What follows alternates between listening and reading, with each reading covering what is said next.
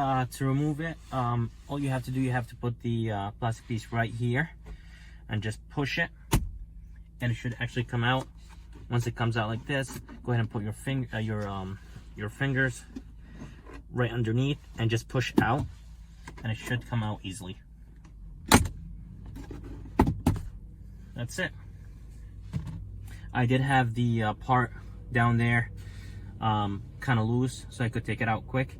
But all you have to do, you just have to wiggle it and it comes out right away. So now there's 4 screws in the bottom right here. 1, 2, I can't really see it. I think 1, 2, 3, 4. And I'm going to use a screwdriver to remove it. So that's how it's gonna be. It's really easy to do. And after I'm done with this, I'm going to be doing the other side. So that's all. And it should come right away, right off. So all you have to do here, basically, you have just to, get your hand in here and just pull up. And once you pull it up, it should come out easily. It took me a while, but I figured, I found out that it's basically sitting on just those plastic pieces. You guys, so all you have to do, you have to pull it up. And then you have to loosen those 2 pieces right here.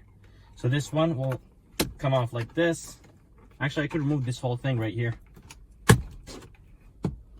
just for easy access. All right, so I took the whole thing off. And for the other side, you actually don't have to. You just have to push it out. If you want to, you could actually. Just watch out the push button to start. It's there's wires right behind it, so all you have to do, you have to just push it like this, and it should come out. There we go. Wow, that's crazy. All right, so that's it, guys. So after removing it, all I had to do, I had to just unhook the wire. There's about 3 wires here.